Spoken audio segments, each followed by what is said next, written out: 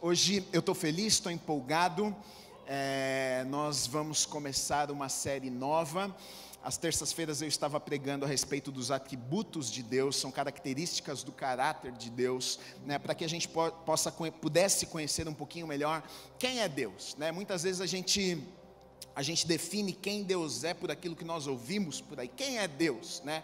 E a palavra de Deus vai nos ensinar, vai nos mostrar algumas coisas a respeito de Deus, quem Ele é.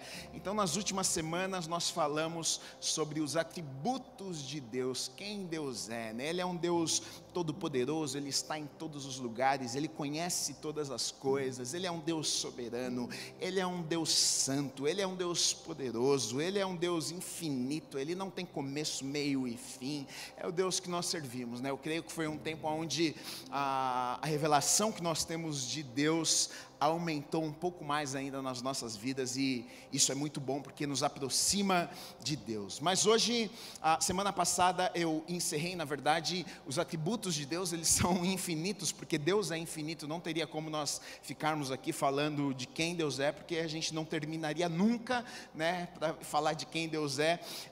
Então nós finalizamos semana passada a série dos atributos, e hoje eu quero começar uma nova série chamada As Parábolas. Tá? Nós vamos falar a respeito das parábolas que Jesus contou. Jesus contou algumas parábolas. As parábolas estão nos evangelhos de Mateus, Marcos e Lucas. João não tem parábolas, e estão nestes 3 evangélicos que nós chamamos de sinóticos.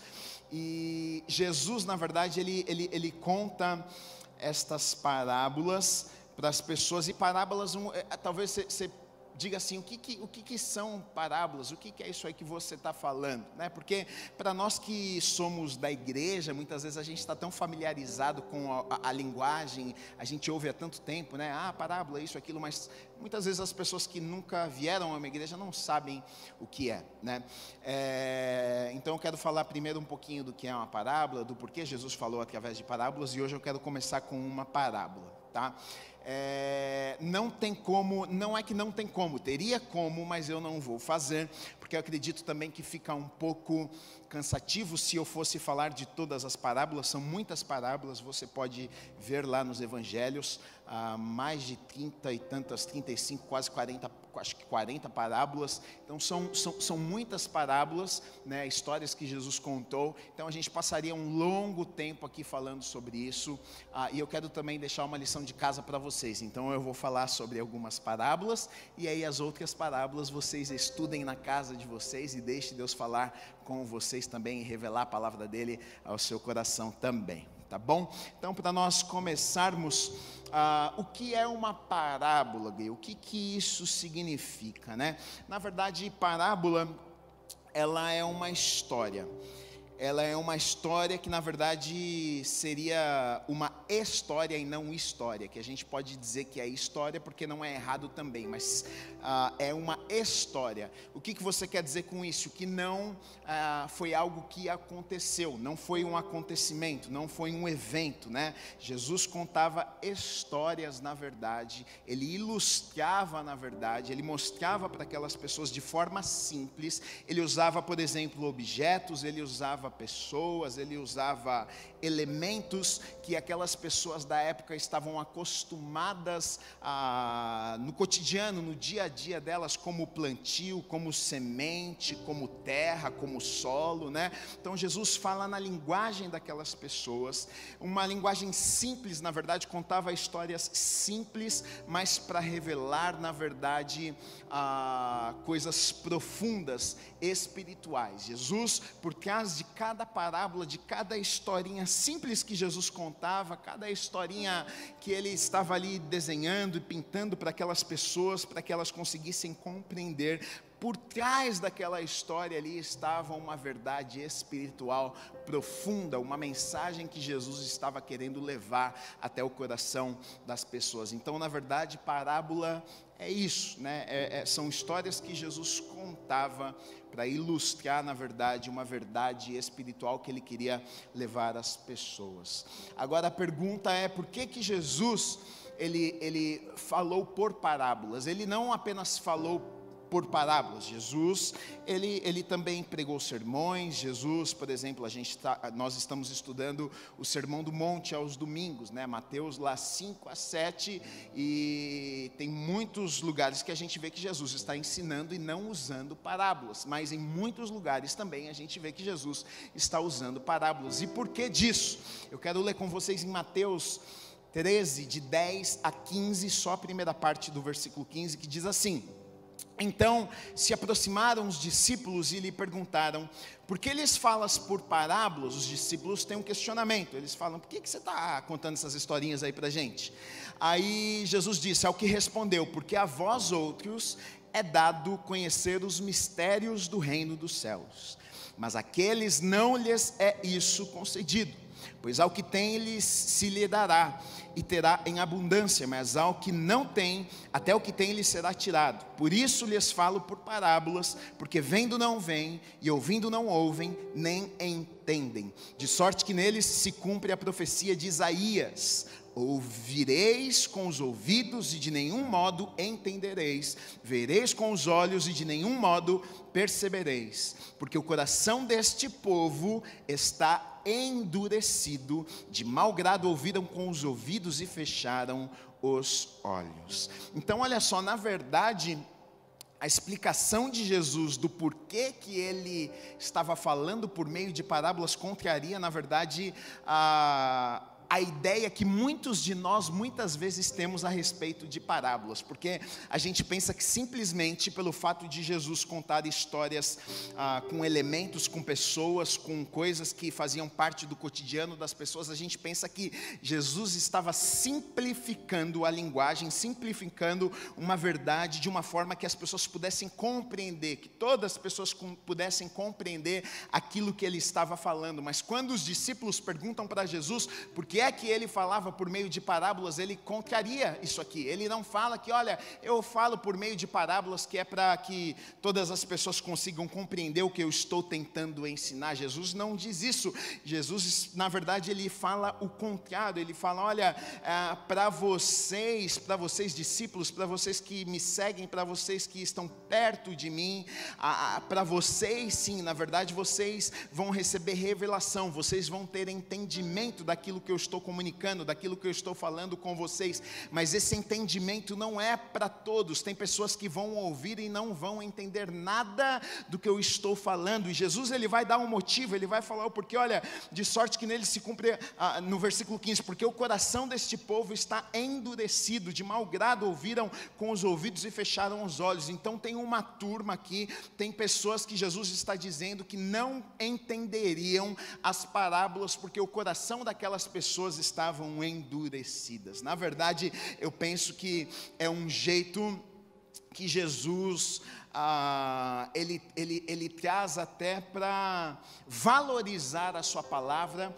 porque muitas pessoas ouviam com desdém, muitas pessoas ouviam de qualquer jeito, muitas pessoas ouviam só aquilo que lhe era conveniente. Então Jesus, eu acredito que fala por parábolas para separar e para falar: eu quero ver de fato quem é que tem sede, eu quero ver de fato quem é que quer me buscar, quem quer receber revelação, quem quer se aproximar, porque quem estava ali seguindo só por causa do milagre, quem estava ali seguindo só por causa dos benefícios, quem estava ali seguindo Jesus só porque aquilo que poderia receber, né, como diz lá em João 6, que vai falar que Jesus está com uma multidão e ele confronta as pessoas, ele diz: olha, vocês estão me seguindo porque vocês comeram do pão, vocês viram milagres, mas basta eu dar uma palavra dura a vocês que as pessoas começam a ir embora, as pessoas começam a virar as costas. E aqui eu vejo que Jesus também usava parábolas justamente para isso aqui, para que aqueles que não realmente tinham interesse, com o coração sincero diante do Senhor,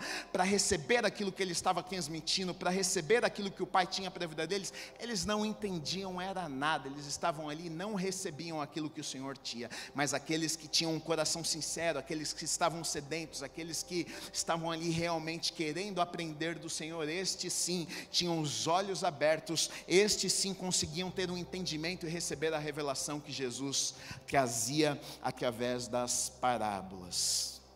Então, eu quero começar hoje com vocês falando a respeito de uma parábola, e eu vou começar ao contrário. Eu vou começar do final para o começo. Não vou colocar em ordem as parábolas. Eu poderia começar, nos evangelhos lá, as primeiras parábolas, nos primeiros capítulos e indo até o final, mas eu senti de compartilhar na primeira semana, já lá as últimas parábolas. O que eu estou fazendo é tentando pegar as parábolas e juntar algumas parábolas, porque tem parábolas que são repetidas, elas se repetem nos evangelhos, e tem parábolas também que falam a respeito da mesma coisa. O tema é o mesmo, só que em diferentes lugares nos evangelhos. Então eu estou tentando fazer uns grupinhos para que a gente possa falar de algumas parábolas e não ficar cansativo e falar de diversos assuntos. Então hoje eu quero começar falando da parábola do servo bom e do servo mau. Dois servos. Essa parábola é contada lá em Mateus, no capítulo 24, dos versículos 45 até o 51, que daqui a pouquinho eu vou ler com vocês.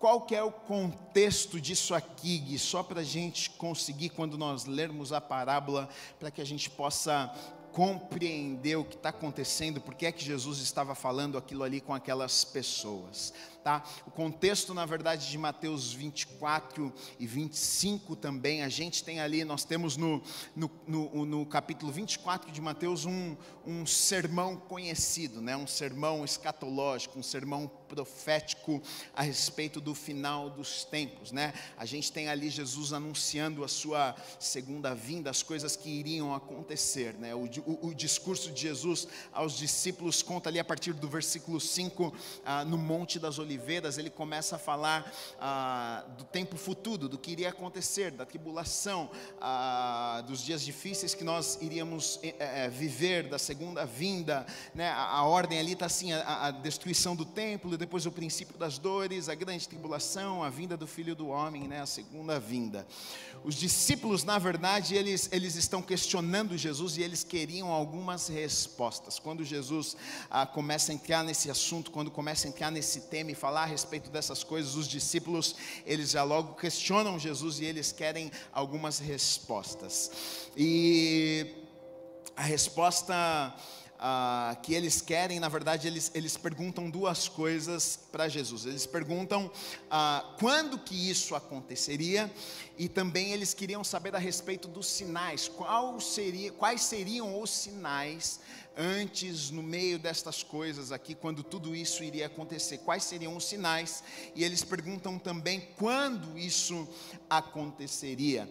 E acredito que a resposta que Jesus tenha dado para eles não tenha alegrado muito o coração daqueles homens, porque na verdade Jesus não responde por completo o questionamento daquelas pessoas, A respeito dos sinais, Jesus fala algumas coisas, mas a respeito do dia, da hora, do tempo, Jesus não toca nesse assunto, Jesus não fala sobre isso, e na verdade, pelo contrário, nós temos a confirmação de que não sabemos o tempo, não sabemos a hora, ninguém sabe, é mentira alguém que aparece, sempre vai ter alguém que se levanta dizendo que sabe o momento, que sabe, eu não sei você, mas eu não sou tão velho assim, mas já em alguns momentos na minha vida eu já ouvi algumas pessoas falando que sabia que quando era o fim dos tempos, que sabia que ano que o mundo ia terminar, que quando Jesus ia voltar, achismo, mentira, falso profeta, porque na verdade a Bíblia diz que Jesus não declarou, Jesus não contou para ninguém o tempo, o dia, Por exemplo, lá em Mateus 24, 36 diz assim: mas a respeito daquele dia e hora ninguém sabe. Ninguém, queridos, é ninguém, não tem alguém que saiba, ninguém, nem os anjos dos céus, nem o Filho, senão o Pai.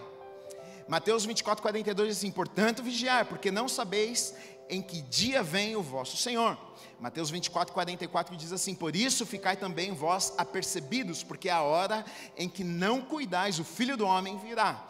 Mateus 24, 50 diz assim: virá o Senhor daquele servo em dia em que não o espera, em hora que não sabe. Mateus 25, 13 diz assim: vigiai, pois, porque não sabeis o dia e nem a hora. Então você quer saber de uma coisa? Ninguém sabe o dia e nem a hora. E na verdade a parábola do servo bom e do servo mau fala muito a respeito disso aqui. Fala a respeito do dia, fala a respeito da volta, fala a respeito dessa espera enquanto Jesus não volta. Agora, Jesus ele não fala o tempo, mas ele fala algo para os discípulos. Olha o que ele diz em Mateus 24:6, ele diz assim: não tenham medo. É isso que ele fala. Ele não precisa, o consolo de Jesus aqui para eles é o seguinte: olha, nós não sabemos a hora, vocês não vão ficar sabendo da hora, mas uma coisa vocês precisam saber, não precisam ficar com medo, está tudo certo. Então, qual na verdade é a mensagem principal desse discurso de Jesus? Eu coloquei assim: ao invés de responder a pergunta sobre a hora do seu retorno, ele conta algumas parábolas para ensinar o que as pessoas precisavam saber e não o que elas queriam saber. Aqui existe uma diferença muito grande. Nem sempre Deus vai falar conosco aquilo que nós queremos, mas sempre aquilo que nós precisamos. E foi exatamente o que Jesus fez com aquelas pessoas ali. A mensagem de Jesus aqui trata-se de uma exortação, na verdade extensa aos discípulos, porque esse encontro aqui que eu estou falando com vocês foi só ali com os discípulos, né? A multidão já havia se espalhado e os mais próximos estavam ali junto com Jesus, e aí Jesus está ali exortando e incentivando-os a permanecerem, na verdade, fiéis até a sua volta, mesmo não sabendo o dia, mesmo não sabendo a hora. A exortação de Jesus através destas parábolas, na verdade, que tem mais do que 3 parábolas, porém, nestes capítulos 24 e 25, as maiores parábolas são 3, que são das 10 virgens, que é dos talentos e do servo bom e do servo mau. E na verdade estas 3 parábolas, elas conversam entre si, na verdade elas se completam, elas não são isoladas. Na verdade, eu não sei se você sabe disso, mas a Bíblia, a Bíblia no original, ela não é como é a nossa Bíblia nos dias de hoje. Nós temos, a nossa Bíblia é dividida por capítulos, versículos, pontos, vírgulas. A Bíblia no original não é assim, ela não é separada assim. Então, na verdade, muitas vezes quando a gente pensa que terminou um capítulo, está se iniciando uma nova história, na verdade no original é a mesma história que está sendo contada. Uma parábola termina, está começando outra. Para nós terminou uma, começou outra, mas na verdade no original muitas vezes está emendando. A história que Jesus está contando é uma seguida da outra e tentando trazer uma verdade através de mais do que uma história, mas através de 1, 2, 3 histórias que ele contou ali. E é isso que acontece nestas 3 parábolas. Eu não vou provavelmente falar destas 3 parábolas, talvez fale mais uma destas 3 aqui, porque essas parábolas vão falar a respeito de fidelidade. Esse é o tema destas parábolas aqui, fidelidade. Então hoje eu quero falar com vocês a respeito da parábola aqui. Introdução demorada, né, gente? Desse jeito eu vou terminar 10 horas da noite o culto. Calma, eu vou correr. Parábola do bom servo e do mau. Vamos ler o texto da parábola, Jesus, senão a gente não começa. Mateus 24, de 45 a 51, diz assim: quem é, pois, o servo fiel e prudente, a quem o Senhor confiou os seus conservos para dar-lhes o sustento a seu tempo? Bem-aventurado aquele servo a quem seu Senhor, quando vier, achar fazendo assim. Em verdade vos digo que lhe confiará todos os seus bens.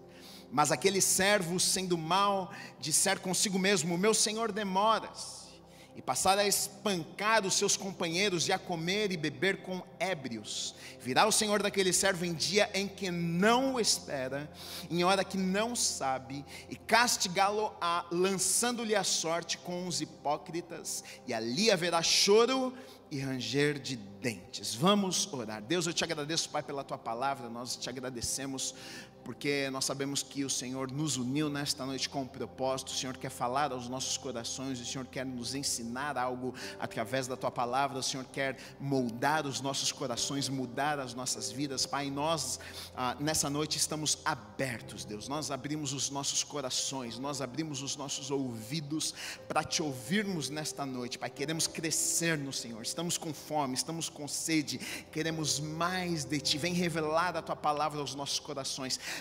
No final desta reunião nós queremos estar mais apaixonados pelo Senhor, nós queremos estar com os nossos corações mais abrasados pelo Senhor, amando mais o Senhor. Pai, esse é o desejo dos nossos corações. Pai, fala conosco, fala com cada um que está nos assistindo, fala com cada um que está neste lugar nesta noite. Eu Te peço em nome do Senhor Jesus Cristo, amém, amém e amém. Olha só, uma das formas que as pessoas erram na interpretação das parábolas é tentar encontrar nas parábolas inúmeras lições. Eu, quando fui estudar um pouco a respeito das parábolas, e sempre quando eu vou estudar a respeito de um assunto, eu pego a Bíblia e começo a estudar, e aí eu pego outros materiais também, pego livros. Tem alguns teólogos que eu gosto de ler, sempre leio mais do que um, porque eu não gosto apenas de ter uma visão a respeito de um assunto. Eu leio 2, 3, 4 para se complementar o outro, e todos falaram a mesma coisa, que ao longo do tempo eles perceberam que grandes erros acontecem na verdade porque as pessoas querem tirar inúmeras lições nas parábolas, enquanto na verdade na maioria das parábolas a mensagem é uma só. Jesus ele pinta toda uma história, ele conta toda uma história, mas existe uma verdade que Jesus estava querendo transmitir através daquela história toda. Eu então não quero a mensagem aqui, o ponto, o alvo aqui é um só, né? Mas Jesus contou uma história, e essa história eu acredito que tem algumas coisas que pode nos abençoar. Sabe por quê?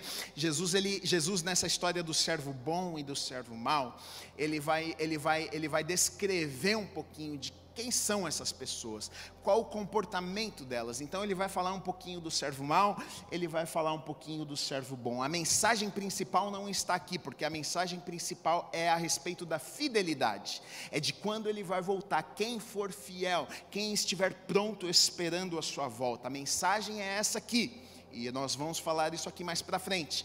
Mas ele fala a respeito do servo que é mau, e ele fala a respeito do servo que é bom. E eu acho bom nós falarmos um pouquinho sobre isso aqui, até porque muitas vezes quando nós falamos disso aqui, a gente pode se encontrar no personagem.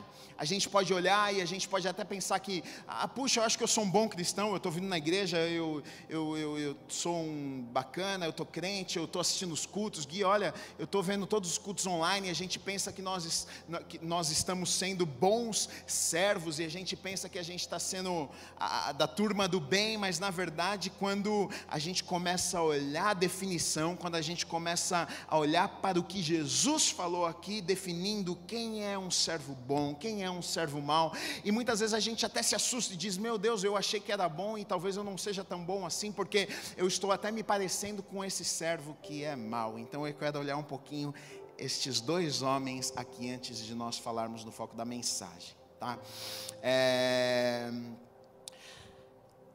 A forma mais fácil de entendermos quem é o servo fiel, até porque o texto vai falar um pouquinho mais do infiel do que o fiel, primeiro a gente olhar para o infiel. Qual era o comportamento do infiel? O que é que ele fazia? E aí depois a gente vai olhar do fiel, e a gente vai ver que a gente tem um pouco mais de clareza. Então olha só, a primeira coisa que o texto vai nos dizer a respeito do servo infiel, está lá no versículo 48, ele faz uma declaração, ele diz o seguinte, olha, o meu Senhor demora-se, meu Senhor demora-se. E quando a gente fala meu Senhor demora-se, a gente está falando a respeito de tempo. Aqui ele está falando sobre tempo. Ele está dizendo, basicamente, eu não sei quando o meu Senhor volta. Na verdade, nem sei se volta. que através das atitudes dele a gente vê que talvez nem fé para acreditar que voltaria ele tinha, mas ele diz, primeira coisa que ele diz, ele diz, olha, meu Senhor, ele vai demorar, vai levar tempo, e como eu não sei qual é esse tempo ele pode ser 1 ano, esse tempo pode ser 5 anos, esse tempo pode ser 10 anos, esse tempo pode ser 20 anos, esse tempo pode demorar muito tempo. E se tem uma coisa que o ser humano não gosta, é de esperar. Eu não sei vocês, mas eu sou um cara que eu gosto das coisas para ontem. Quando eu me dá na telha de fazer alguma coisa, eu quero fazer hoje, eu quero fazer agora. Me dá vontade de, sei lá, vou no mercado, eu quero ir agora, eu quero pôr uma roupa, eu quero entrar no carro, eu quero ir agora. Eu sou assim, nós somos, o ser humano no geral, nós somos imediatistas, e esse homem aqui, ele está dizendo, olha, vai demorar demais, eu não sei quando é que ele vem, e se demorar muito, como é que eu vou fazer? Então, na verdade, aqui nós temos algo que, na verdade, vai revelar o infiel, algo que na verdade o infiel ele tem um problema com isso aqui. O infiel na verdade ele tem uma dificuldade para lidar com o tempo. Eu coloquei assim, o infiel só consegue se esconder atrás de sua máscara quando ele sabe a data da sua promoção. Quando ele tem uma data, ele faz de tudo para segurar as pontas até o dia da sua promoção chegar. Então, se Jesus tivesse dito, se o mestre na verdade ali tivesse dito, olha, eu vou voltar daqui 1 ano, podia ser até difícil para ele segurar 1 ano, mas ele até seguraria talvez, porque ele sabe que depois de 1 ano a sua promoção chegaria, ele sabe que depois de 1 ano ele seria abençoado, ele sabe que depois de 1 ano coisas boas aconteceriam com a vida dele, mas pelo fato de não saber, ele não consegue se manter fiel, e na verdade essa aqui é uma característica de pessoas infiéis. Pessoas infiéis não sabem esperar o tempo. Pessoas infiéis têm problema e dificuldade com o tempo. Você quer descobrir, você quer tirar um infiel de dentro de uma caixa, é só colocar essa pessoa para esperar. Se você não fizer na hora que ela quiser, se Deus não fizer na hora que ela quiser, se você não promover a vida dela na hora que ela quiser, se Deus não abençoar na hora que ela quiser, se Deus não promover na hora que ela quiser, na hora que ela achou, na hora que ela esperava, você vai ver que essa pessoa, que a princípio parecia extremamente fiel, vai pular da caixinha e vai se mostrar uma pessoa infiel, porque o tempo revela quem é fiel e quem é infiel, porque aquele que é fiel, ele não está, aquilo que motiva, aquilo que o motiva, na verdade, não é o quanto de tempo ele vai esperar, aquilo que o motiva, na verdade, não é a promoção, aquilo que o motiva não é simplesmente o fato do mestre vai vir um dia e vai me promover e vai me abençoar. O que o motiva a permanecer, o que o motiva a fazer aquilo que ele tem que fazer todos os dias, não é a promoção, mas ele entende que ele faz porque ele ama, ele entende que ele faz porque ele é servo, ele entende que ele faz na verdade porque ele está servindo alguém, e este alguém é o Deus Todo-Poderoso. Ele não está conectado com as coisas, ele não faz simplesmente para receber um prêmio, mas o infiel não, o infiel, essa conexão com o tempo é muito forte, ele não consegue esperar. Eu já vi pessoas muito boas, já vi pessoas extremamente talentosas, já vi pessoas ungidas por Deus, já vi pessoas que sabe aquele tipo de gente que você olha e você fala assim, tem tudo para dar certo, mas fez fora do tempo, e aí você vai ver que lá na frente quebrou a cara, não deu certo, acabou que as coisas fugiram do controle, e o infiel, essa é uma característica, o tempo acaba dificultando, o tempo acaba sendo um problema na vida destas pessoas. O infiel, ele é insensível, que acaba o tornando egoísta. No versículo 49 diz assim, e passar esse servo que ele é infiel, ele não sabe o tempo, aí diz assim no 49, e passa a espancar os seus companheiros.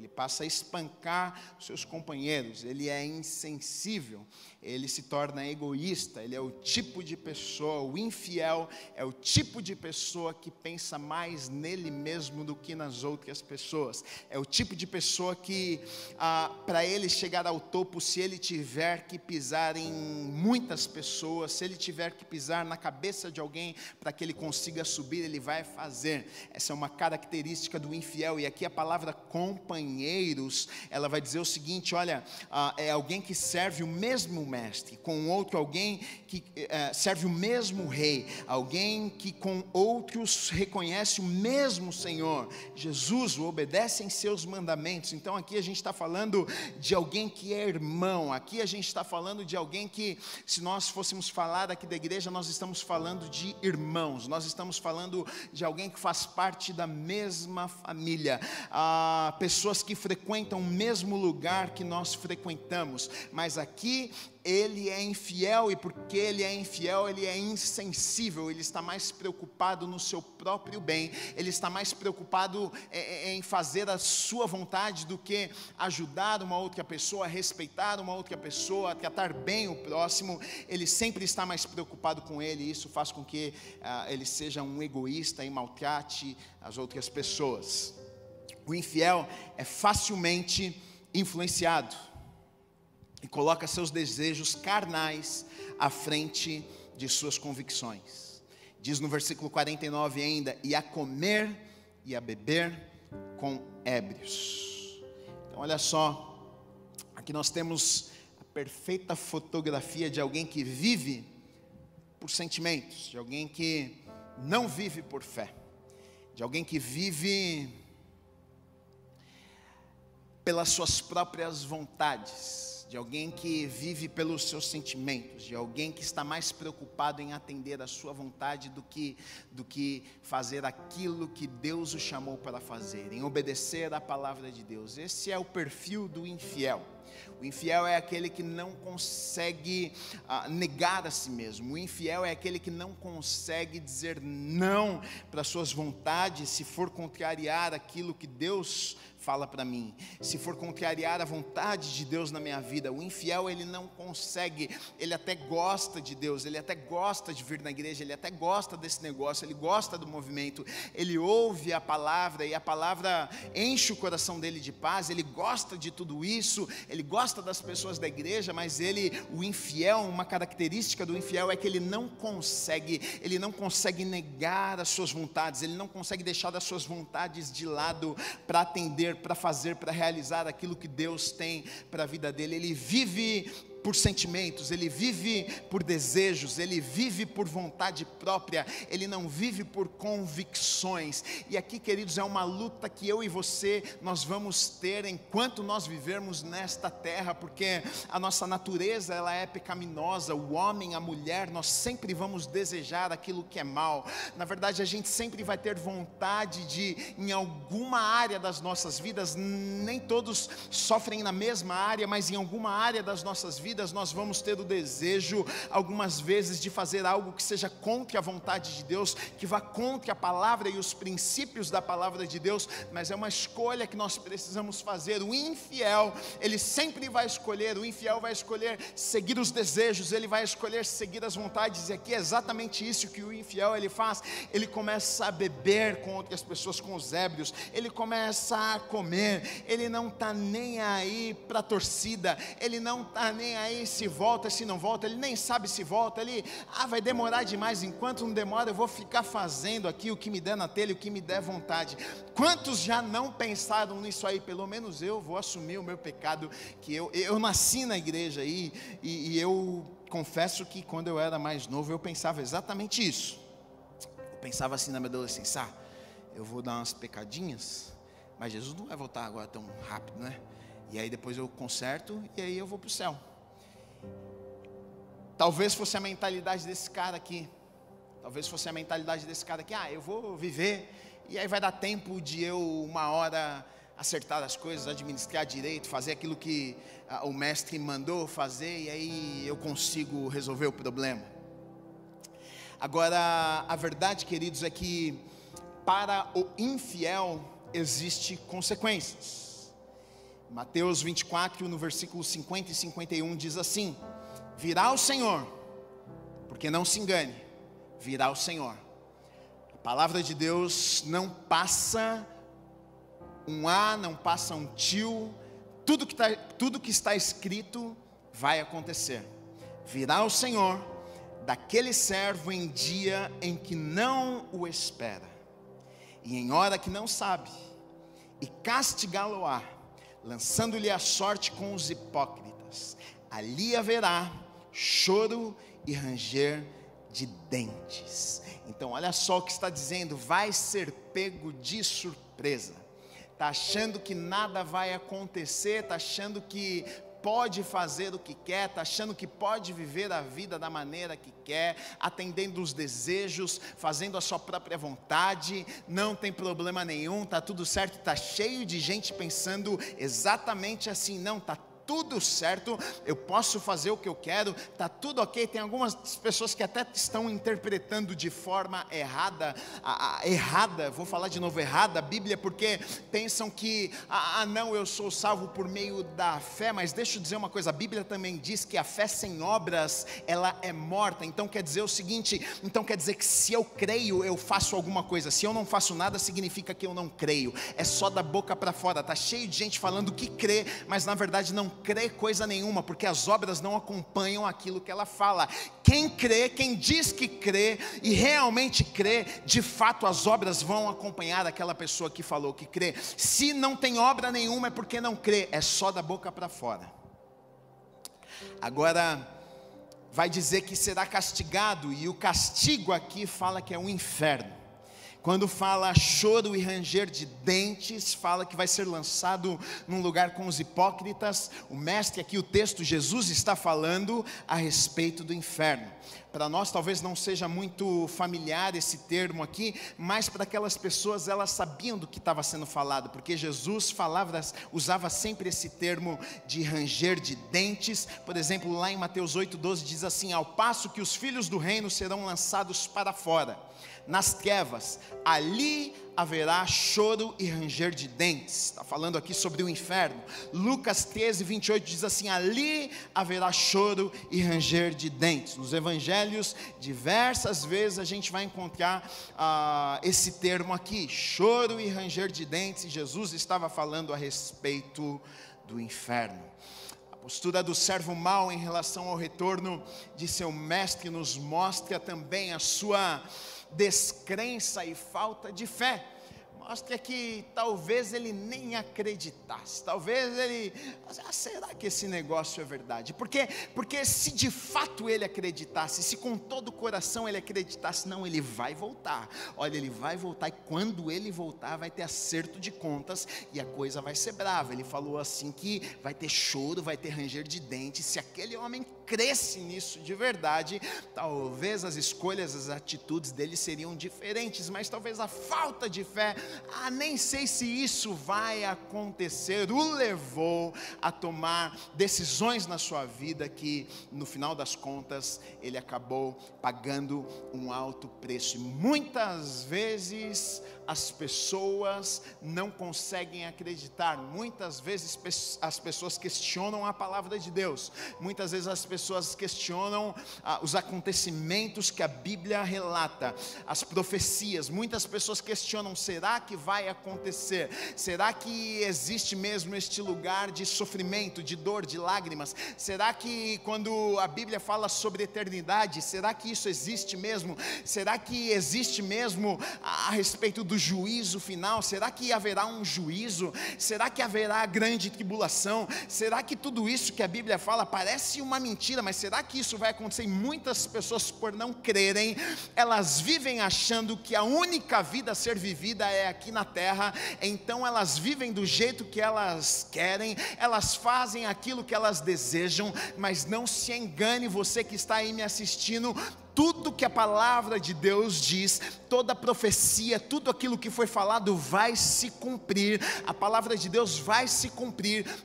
Nós servimos a um Deus que é fiel. O nosso Deus não mente. A palavra de Deus não mente. Aquilo que está escrito vai acontecer. Saiba disso. Talvez você não acredite, mas um dia Se você não acreditar, infelizmente você vai ter uma experiência amarga, dolorida, que você não gostaria de ter. Um capítulo da Bíblia que descreve muito bem, eu quero ler para vocês o infiel. Está lá em 2 Pedro não dá, né? Já é difícil falar Pedro. Agora Pedro, aí derruba. 2 Pedro, olha o inimigo se levantando. 3, versículo 3 até o 10. Diz assim: tendo em conta, antes de tudo, que nos últimos dias virão escarnecedores com os seus escárnios, andando segundo as próprias paixões, e dizendo: onde está a promessa da sua vinda?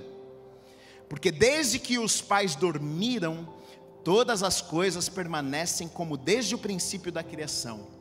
Porque deliberadamente esquecem que de longo tempo houve céus, bem como terra, a qual surgiu da água e através da água pela palavra de Deus,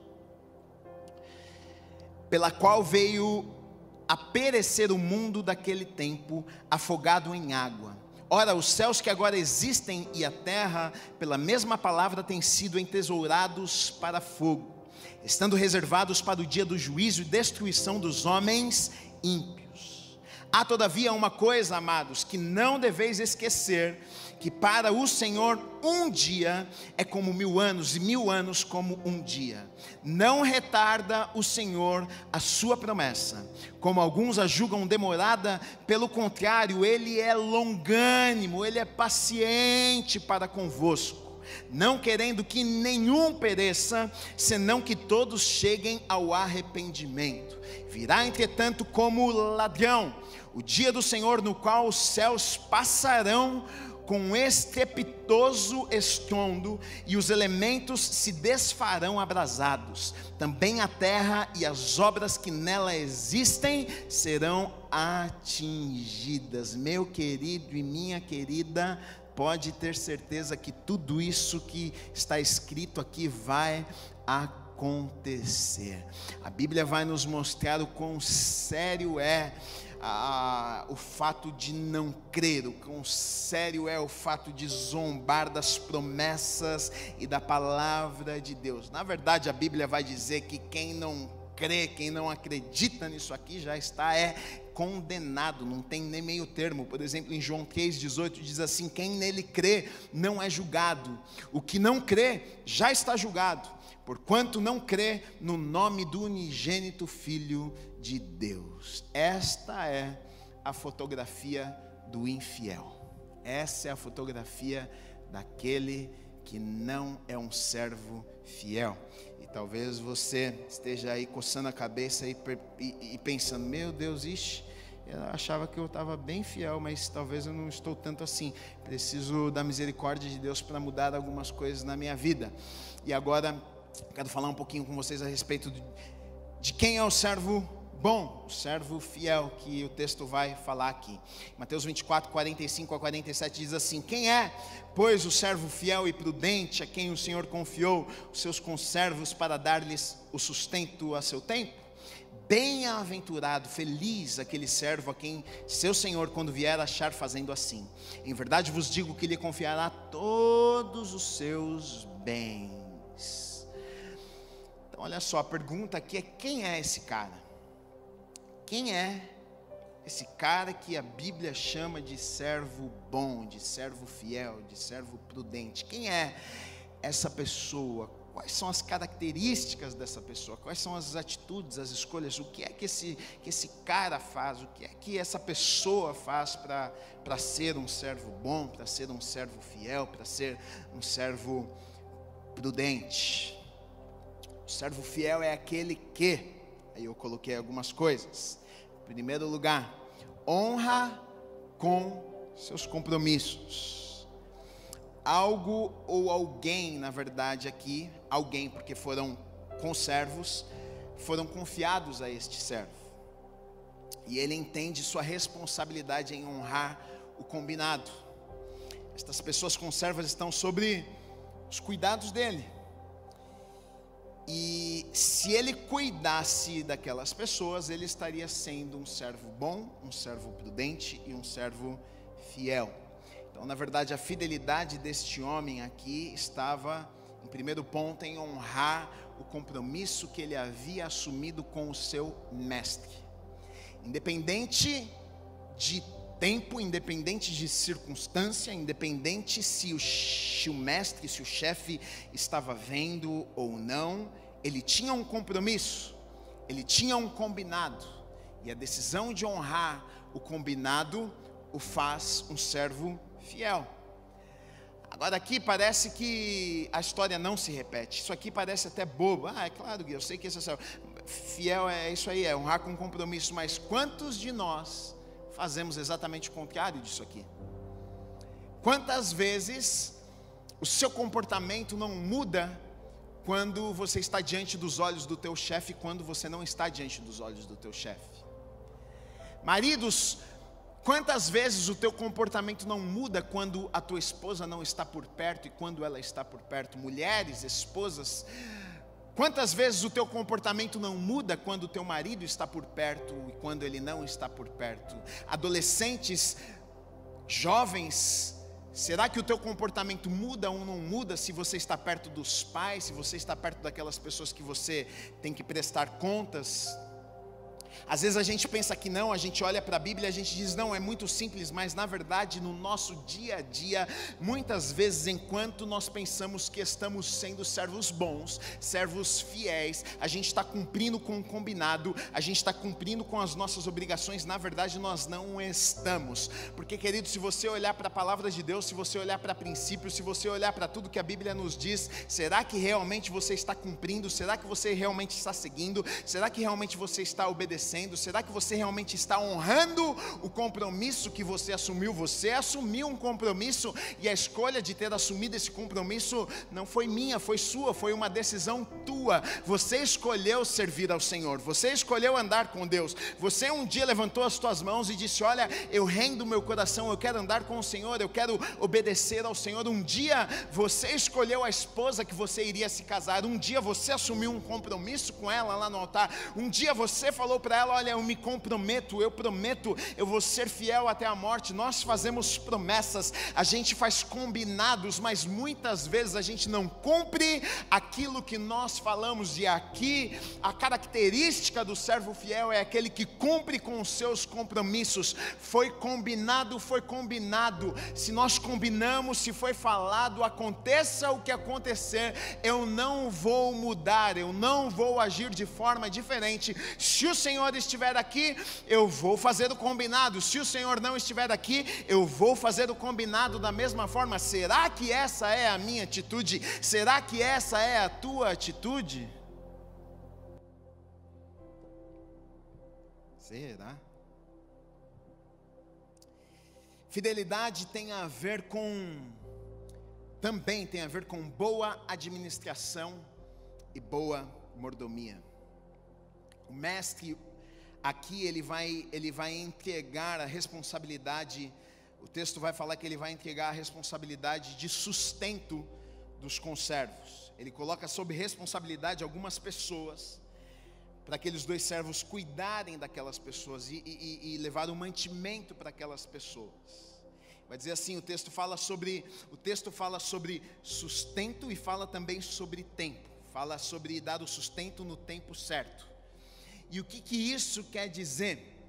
Quer dizer algumas coisas, porque se o servo não administrasse de forma certa a provisão, o suprimento, aquilo que ele levaria para as pessoas, para cuidar das pessoas, dos conservos, para alimentar os conservos, e se ele não conseguisse, se ele não tivesse uma boa administração, se ele não fosse um bom mordomo, o que acontece é que, se o Senhor demorasse e ele não tivesse uma boa administração, aqueles conservos ficariam sem mantimento, seria fora do tempo, e aí quando o Senhor voltasse, o mestre voltasse, iria perguntar, e aí, como é que estão as coisas? Você cuidou bem dos meus conservos? Você cumpriu com o teu combinado? E aí talvez eles iriam olhar e dizer assim: puxa, na verdade o alimento já acabou faz 1 ano, alguns morreram de fome, eu não calculei muito bem. Então, na verdade, a fidelidade também tem a ver com administração e boa mordomia daquilo que Deus confia nas nossas mãos. Eu coloquei: fidelidade também está na boa administração e daquilo que foi colocado em nossas mãos por Deus. Aqui a gente vê que o bom servo, a gente vê que ele administra, ele consegue controlar, e no tempo certo, no tempo devido, no tempo ideal, ele vai colocando e ele vai cuidando daquelas pessoas, para que quando o mestre voltasse, estivesse tudo ok, as coisas estivessem em ordem. Muitas vezes nós somos infiéis porque nós não administramos aquilo que Deus colocou nas nossas mãos, e muitas vezes a gente almeja mais, a gente quer mais, a gente quer ser promovido, a gente quer ser colocado num lugar de honra, a gente quer que Deus nos coloque numa posição de influência, a gente quer que Deus nos coloque para cuidar de 1000 pessoas. Deus olha para nós e diz: você não está cuidando de 10, você não está cuidando de 5, Deus te dá R$1.000, você não consegue cuidar de 1000, como é que Ele vai te dar 100.000 para você cuidar de 100.000? A gente tem a falsa ideia que se tivesse mais, se fosse maior, nós seríamos bons administradores, nós seríamos bons mordomos, mas o que o texto está dizendo aqui é que aquele que é fiel, ele administra da forma certa, ele é um bom mordomo, e aquele que é um bom mordomo, aquele que administra, o texto vai dizer que Deus ainda dá mais. Agora, qual é o resultado da fidelidade? Partindo para o final, qual que é o resultado disso? O texto vai dizer no versículo 26, bem-aventurado aquele servo a quem seu Senhor, quando vier, achar fazendo assim. Qual que é o resultado daquele que é fiel? Qual que é o resultado daquele que anda com Deus? Qual que é o resultado daquele que, quando Deus entrega algo, ele diz: olha, Deus, eu valorizo aquilo que o Senhor colocou nas minhas mãos, independente de qualquer coisa, independente de crise, de pandemia, de confusão, de qualquer coisa que possa acontecer no externo, eu vou continuar fiel ao nosso combinado, ao nosso trato, aquilo que nós combinamos, eu vou continuar fiel à tua palavra. E a Bíblia diz que existe, na verdade, tem um resultado para essas pessoas que permanecem fiéis, e a Bíblia vai dizer aqui: olha, bem-aventurado, feliz, bem-aventurado significa feliz, estas pessoas que se mantêm fiéis, estas pessoas que cumprem o seu combinado com Deus, estas pessoas que andam nos princípios da palavra, estas pessoas que guardam aquilo que o mestre entregou a elas, estas pessoas que administram da forma correta. A Bíblia vai dizer que estas pessoas serão felizes. Pode ter certeza disso, querido. O infiel, ele é infeliz, o infiel é infeliz. Pode olhar para a vida das pessoas, tem pessoas que têm tudo que a princípio a gente olha e pensa: puxa, ele tem tudo para ser feliz, ele tem uma casa, ele tem uma família, ele tem dinheiro, ele, aos olhos do homem pode parecer que ele tem tudo para ser feliz, mas o infiel é infeliz. Pode ter certeza disso. Mas quando você é fiel, quando você obedece, quando você anda com Deus, pode ter certeza que o resultado disso gera em nós uma alegria que não cabe dentro dos nossos corações. E além disso, existe uma recompensa também para o fiel. No versículo 47 diz assim: em verdade vos digo que lhe confiará todos os seus bens. Existe uma promessa, e na verdade é exatamente aqui que é o foco do texto, porque existe uma promessa para aqueles que forem fiéis. Qual que é a promessa? O que é todos os bens? Quais são todos os bens que Deus poderia entregar a uma pessoa? Todos os bens, tudo aquilo que Deus tem. Jesus está falando aqui a respeito da eternidade. Então aqui Jesus está falando: olha, aquele que se guardar, aquele que for fiel, o presente que ele vai receber na verdade tudo que Deus tem. O que é que tudo Deus tem? A eternidade. Eu e você passaremos na eternidade com Deus. Você pode estar vivendo aqui nessa vida, você pode sofrer, você pode passar por dificuldade, mas fica tranquilo, a vida passa bem rapidinho. Eu já estou cheio de cabelo branco, meus cabelos estão começando até a cair. Meu pai daqui a pouquinho faz 60 anos, eu estava falando com ele esses dias, ele falou: nossa, como o tempo passa rápido. Eu lembro do dia que você nasceu, eu lembro da tua carinha quando você nasceu. Ele falou: lembro do teu chorinho quando você saiu lá. E ele falou: eu estou fazendo 60 anos, a vida é rápida, a vida na verdade é um sopro, é como uma fumaça, mas aquele que se mantém fiel, na verdade vai receber presentes de Deus, o melhor de Deus. E qual é o melhor de Deus? Nós passaremos por toda a eternidade com o nosso Pai nos céus, neste lugar onde não há choro, não há sofrimento, não há lágrimas, não há dor.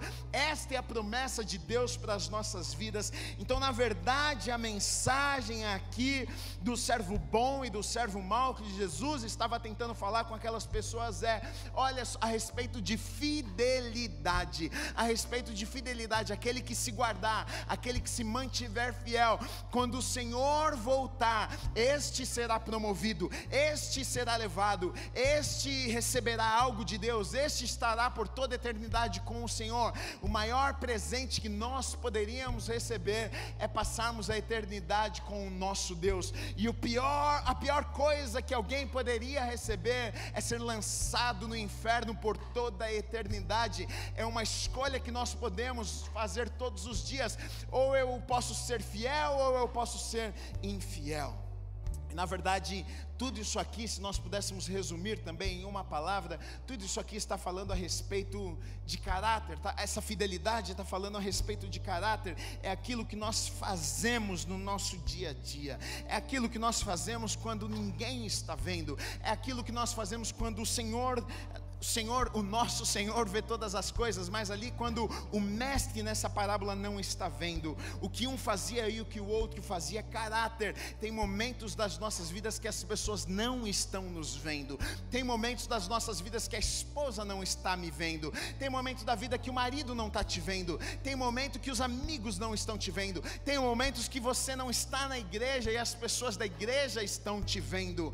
E muitas vezes as pessoas se enganam pensando que elas podem fazer alguma coisa e esconder aquilo que elas estão fazendo de Deus. Caráter, ela é uma pessoa aqui e outra pessoa fora, mas a Bíblia vai dizer que não, os olhos do Senhor estão em todos os lugares, Ele sabe de todas as coisas, e um dia vai ter acerto de contas. Então, por isso, eu e você, nós precisamos estar alertas, eu e você precisamos nos manter fiéis, eu e você precisamos estar prontos, porque certamente Ele virá, e se Ele voltar, se eu e você nós nos encontrarmos fiéis e prontos, nós vamos para este lugar maravilhoso chamado céu, e vamos passar toda a eternidade com o Rei dos Reis e com o Senhor dos Senhores. Fidelidade, fidelidade, fidelidade. Guarda o teu coração, independente da circunstância, independente do que está acontecendo, sabe? Não corte o caminho, não pense que, não, mas é porque está me faltando um dinheirinho. Não faça algo errado porque você precisa de dinheiro. Deus é o Deus do ouro e da prata, Ele vai trazer provisão, Ele vai te abençoar. Fique tranquilo, guarde o teu coração, seja fiel, e você vai viver o sobrenatural de Deus nessa terra. E o dia que Ele voltar, você vai ir junto com Ele e junto comigo, e todos nós vamos estar juntos adorando a Ele no céu por toda a eternidade.